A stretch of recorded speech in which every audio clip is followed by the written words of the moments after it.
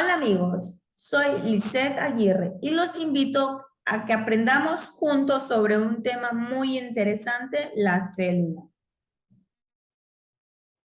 La célula es la unidad anatómica mínima a partir de la cual se forman todos los organismos vivos, cuyas funciones son la nutrición, la relación con el medio y la reproducción. ¿Qué es la relación con el medio? Es cuando hablamos del crecimiento.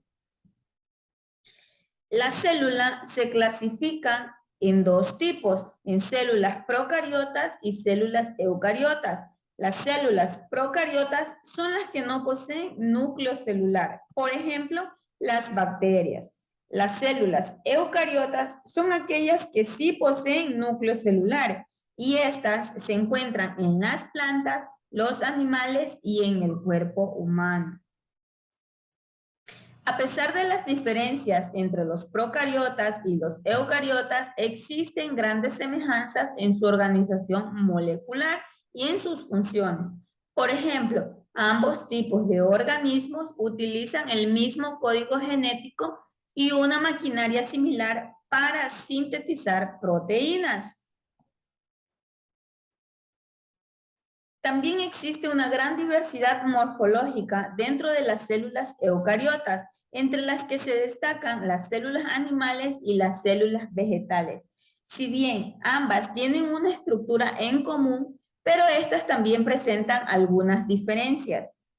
Las células animales y vegetales poseen mitocondrias, que son organelas donde se lleva a cabo la respiración celular, proceso que le permite a la célula obtener energía para todas sus funciones. Esta podría ser la parte común que tiene la célula animal y la célula vegetal.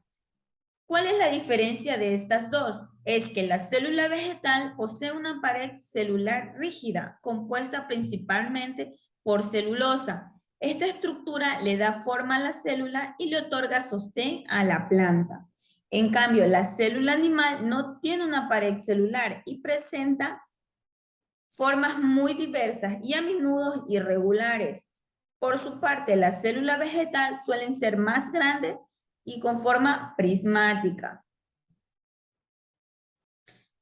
Bien, vamos a hablar sobre la estructura celular, sin antes recordarle que todos los seres vivos están formados por células. Las formas, tamaños y funciones pueden ser muy distintas, pero todas las células tienen en común la presencia de la membrana celular o plasmática, el citoplasma y el material genético. Dicho esto, comienzo a hablar sobre la membrana plasmática. La membrana plasmática, si ustedes observan aquí, es una delgada bicapa de lípidos y proteínas que, entre otras funciones, protege a la célula y regula la entrada y salida de sustancias. El citoplasma es el material líquido contenido por la membrana plasmática, en el cual se encuentran distintas estructuras celulares. La información genética es contenida en la molécula del ADN. Esta está ubicada en el núcleo celular, o sea, en el centro de la célula. En el citoplasma se encuentran los organelos. En las mitocondrias se reproduce la respiración celular. Los ribosomas, ustedes observan la imagen, los ribosomas pueden estar libres y asociados al retículo endoplasmático rugoso. Son los sitios en los que ocurre la síntesis de proteínas. El retículo endoplasmático es una red de membranas. Se lo denomina rugoso cuando tiene ribosomas asociados y produce y moviliza la proteína. El retículo endoplasmático liso no tiene ribosomas y produce y moviliza solamente la grasa y aceites.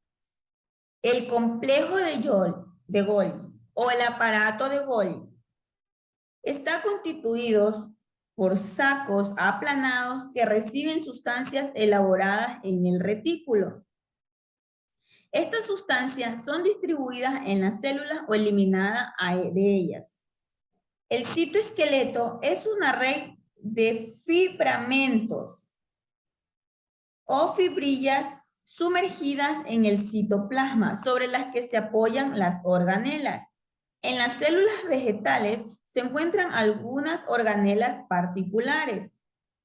Las vacuolas almacenan agua y pueden alcanzar hasta el 80% del volumen celular.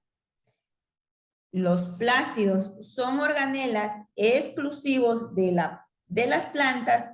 Un ejemplo de ellos son los cloroplastos, en los que se realiza la fotosíntesis.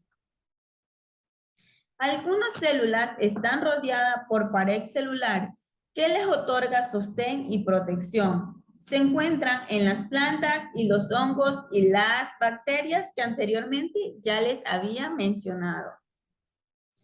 En la naturaleza existen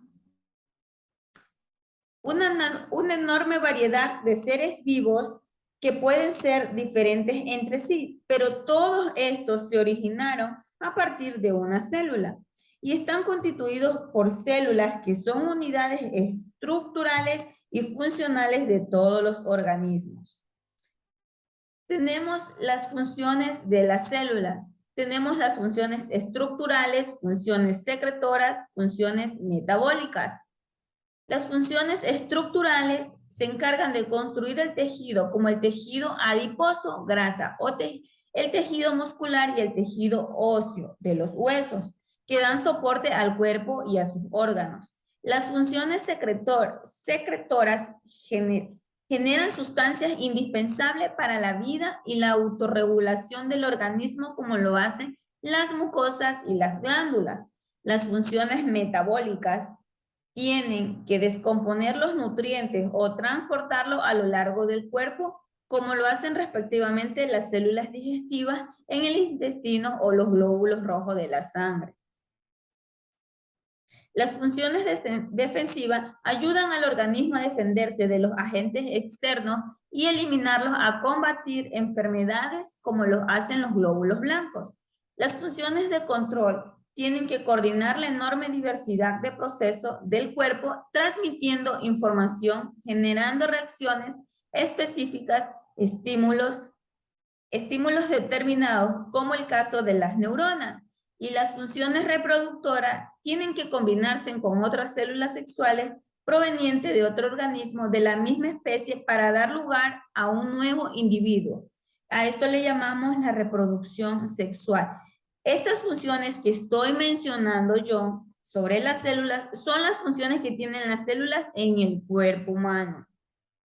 Con esto doy fin al tema de las células, sin antes mencionarles o dejarle aquí un videíto explicativo de cómo está formada la célula y sus partes. Este videíto lo van a encontrar en el link adjunto a esta breve explicación de la célula. Muchas gracias.